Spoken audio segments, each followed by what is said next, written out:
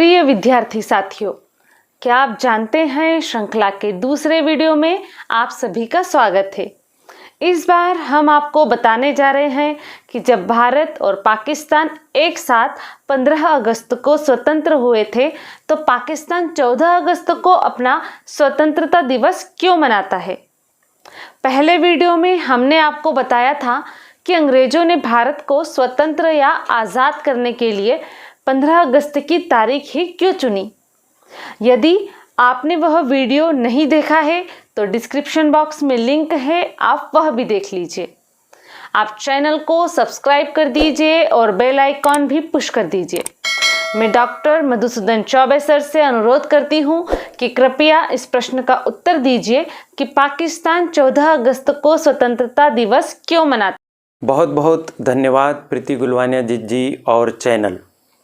आपने बिल्कुल ठीक कहा कि यह प्रश्न प्रायः उठता है कि भारत अपना स्वतंत्रता दिवस 15 अगस्त को मनाता है और पाकिस्तान भारत से एक दिन पूर्व 14 अगस्त को ही अपना स्वतंत्रता दिवस क्यों मना लेता है।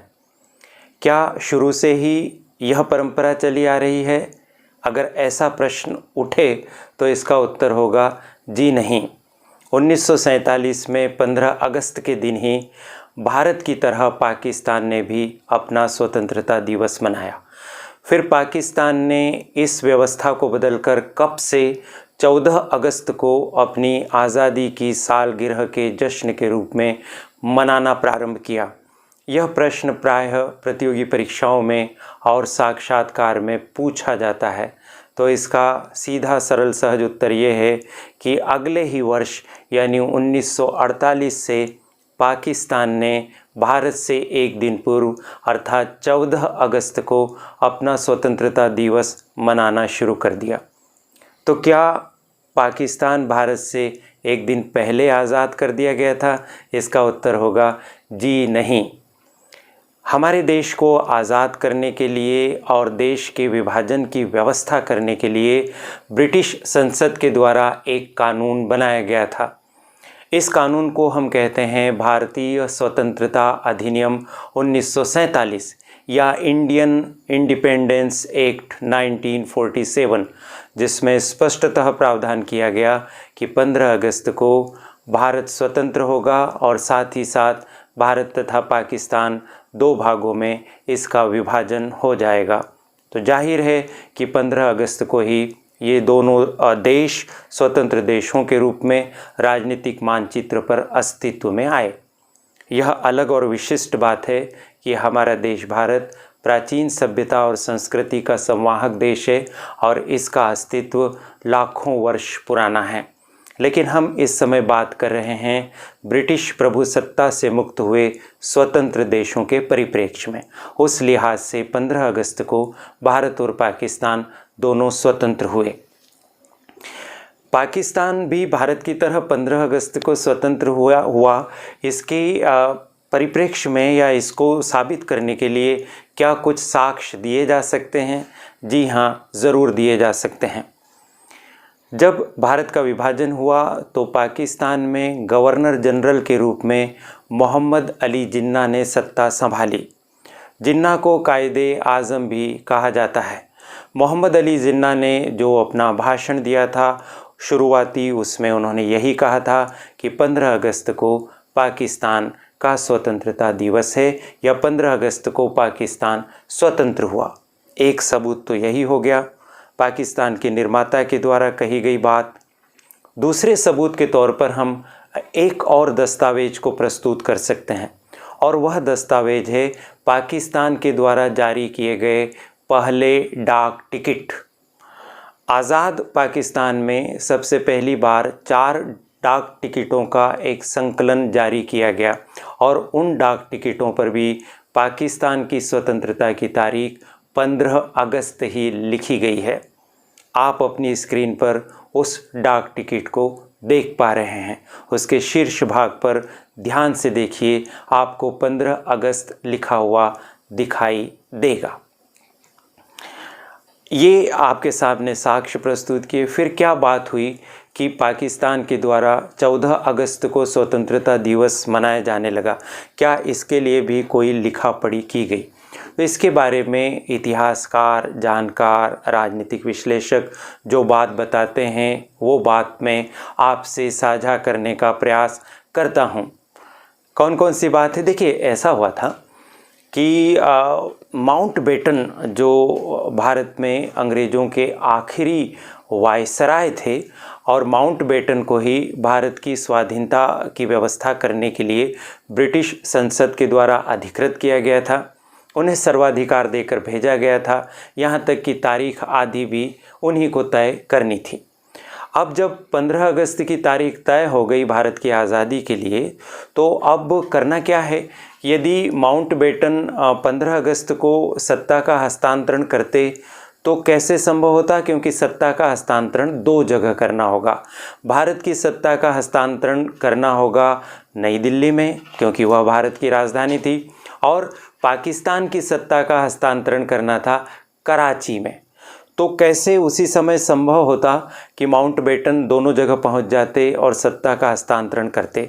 तो फिर इसमें ऐसा तय किया गया कि माउंटबेटन पहले कराची चले जाएंगे। तो 13 अगस्त को वो कराची पहुँचे और 14 अगस्त को पाकिस्तान की संविधान सभा में वे उपस्थित हुए। वहाँ की कार्रवाई में उन्होंने भाग लिया और भाग लेने के साथ ही साथ जो सत्ता के हस्तांतरण वाले कागज़ थे उन पर हस्ताक्षर वगैरह करने की जो भी औपचारिकताएँ थी वो सब उन्होंने पूरी कर दी, क्योंकि उन्हें वापस भारत लौटकर 15 अगस्त की व्यवस्थाओं में हिस्सेदारी करना थी। अब फिर उसके पश्चात वो भारत आ गए और भारत आने के पश्चात जैसा कि आपको पता ही है कि 14 अगस्त की मध्य रात्रि को उन्होंने भारत को भारत की सत्ता सौंप दी। तो पाकिस्तान के कुछ लोग ऐसा मानते हैं कि भाई चूंकि एक दिन पहले ही माउंटबेटन के द्वारा सत्ता का हस्तांतरण कर दिया गया था, इसलिए हमारा स्वतंत्रता दिवस तो 14 अगस्त होगा। लेकिन इस तरह का तर्क उचित नहीं है, बल्कि वह केवल एक औपचारिक और समय तथा दूरी की व्यवस्था को ध्यान में रखते हुए की गई प्रक्रिया थी। और उसमें भी स्पष्टतः लिखा हुआ है कि 15 अगस्त के दिन से ही पाकिस्तान का स्वतंत्र अस्तित्व आएगा। तो केवल एक व्यवस्था का निर्वहन करने के लिए की गई गतिविधि को हम ऐसा नहीं मान सकते कि पाकिस्तान एक दिन पूर्व स्वतंत्र हो गया। तो यह बात आप ध्यान रखिए। इसका एक और कारण बताया जाता है और वह कारण भूगोल में निहित है। आपने जाना होगा, आप इस बारे में सुन चुके होंगे कि दुनिया के हर देश के समय को निर्धारित करने के लिए एक मानक समय रेखा होती है और इसी तरह से पूरी दुनिया के संदर्भ में भी एक मानक समय रेखा है जिसको हम ग्रीनविच मीन टाइम कहते हैं, जो इंग्लैंड में लंदन के निकट ग्रीनविच नामक स्थान से निकलती है और 0 डिग्री देशांतर वह रेखा है। आपको पता है ना, ग्लोब पर हमने अक्षांश और देशांतर रेखाएं कल्पित की गई हैं जिनके बहुत सारे काम हैं। तो 0 डिग्री देशांतर रेखा को ग्रीनविच मीन टाइम हम मानते हैं। एक देशांतर से दूसरी देशांतर रेखा तक पहुंचने में 4 मिनट के समय का अंतर आ जाता है। इस तरह से 15 देशांतर रेखा में 1 घंटे का अंतर आ जाता है। जिस तरह से इस दुनिया का मानक समय 0 डिग्री देशांतर से सुनिश्चित होता है, उसी तरह से भारत का मानक समय 82.5 डिग्री देशांतर रेखा से सुनिश्चित होता है। तो 0 डिग्री से लगाकर 82.5 डिग्री के इस अंतर को अगर हम समय में बदलें तो यह समय 5.5 घंटे का होता है। यानी ग्रीनविच मीन टाइम की तुलना में इंडियन स्टैंडर्ड टाइम 5.5 घंटे आगे है। अब अपन लौटें 14 अगस्त वाले दिन 1947। 14 अगस्त 1947 को जब इंग्लैंड में यानी लंदन में ग्रीनविच मीन टाइम के हिसाब से शाम के 6:30 बजे हुए थे, उस समय भारत में रात के 12 बजे और हमें सत्ता मिली। अब इसी ग्रीनविच मीन टाइम के अनुसार चूंकि पाकिस्तान की भौगोलिक स्थिति, विशेषकर उसकी राजधानी और जहां से उसका मानक समय तय किया जाता है, वह स्थान, पाकिस्तान का वह स्थान भारत से पहले स्थित है और भारत से पहले स्थित होने की वजह से भारत और पाकिस्तान के समय में आधे घंटे का अंतर है। करीब करीब 7.5 डिग्री देशांतर का अंतर है। आधे घंटे के अंतर का क्या मतलब हुआ? आधे घंटे का अंतर का मतलब ये हुआ कि जिस समय 14 अगस्त 1947 को भारत में रात्रि के 12 बजे थे, उस समय पाकिस्तान के मानक समय के अनुसार वहाँ 11:30 ही बजे हुए थे और 12 बजे बाद ही हम दिन के बदलने का मान्यता रखते हैं। तो 14 अगस्त को चूँकि पाकिस्तान में उस समय 11:30 ही बजे थे, इसलिए पाकिस्तान के कुछ लोग ऐसा मानते हैं कि चूँकि उस दिन तो 14 अगस्त ही थी, इस वजह से हम तो स्वतंत्रता दिवस 14 अगस्त को ही मनाएंगे। तो ये आधे घंटे का मानक समय के लिहाज से अंतर भी कहीं न कहीं इस मान्यता को पोषित करने में सहायता करता है। चलिए, ये तो सब मान्यताएं हो गई।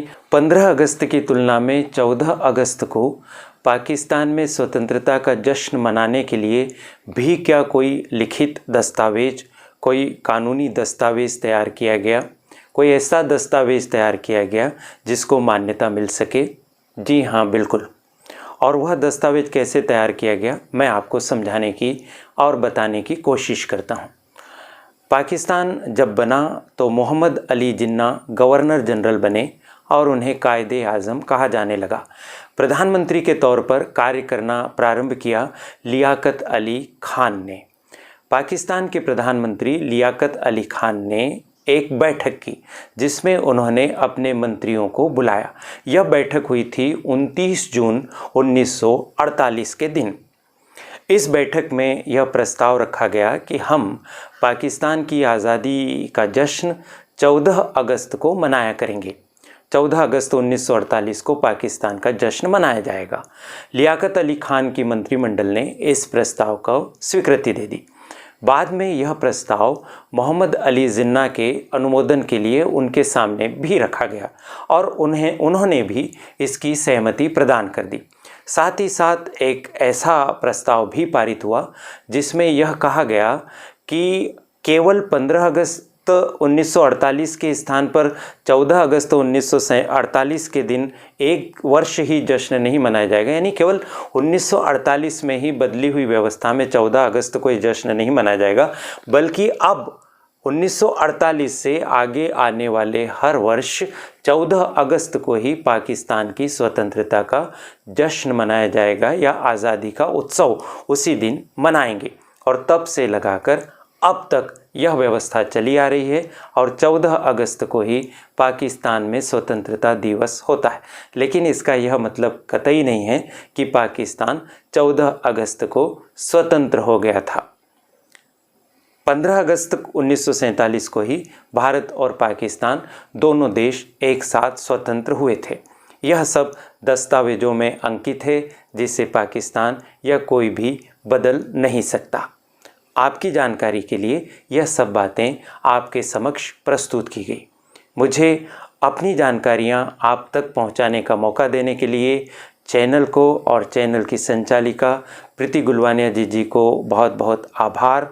वीडियो बनाने वाले युवाओं की टीम को सैल्यूट और आप सभी को शुभकामनाएं। बहुत बहुत धन्यवाद सर, आपने विस्तार से इस बात के कारणों पर प्रकाश डाला कि आखिर पाकिस्तान 14 अगस्त को आज़ादी का जश्न क्यों मनाता है।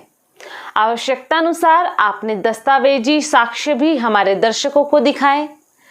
यदि यह जानकारी पहली बार मिली और अच्छी लगी तो यह वीडियो अपने साथियों तक अवश्य ही पहुंचाएं और ऐसी ही महत्वपूर्ण सूचनाओं और जानकारियों के लिए चैनल को तुरंत सब्सक्राइब कीजिए, बेल आइकन भी पुश कर दीजिए।